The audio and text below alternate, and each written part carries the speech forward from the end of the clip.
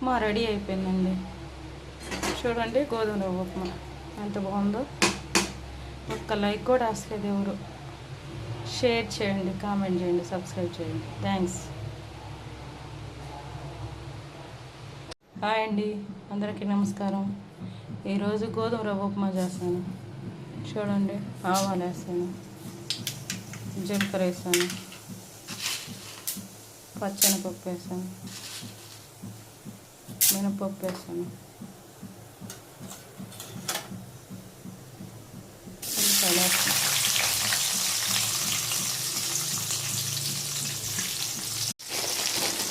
అవి వేగుతున్నాయి. కొంచెం వేగనపప్పు వేస్తాను.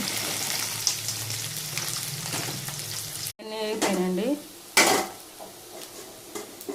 పచ్చిమిర్చి, కరివేపాకు,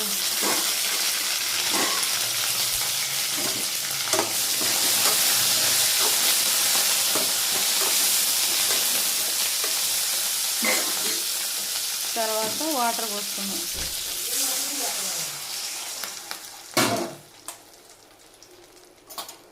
తర్వాత సాల్ట్ వేసుకుందాం కొంచెం. గోధుమ రవ్వ వేస్తాను చూడండి.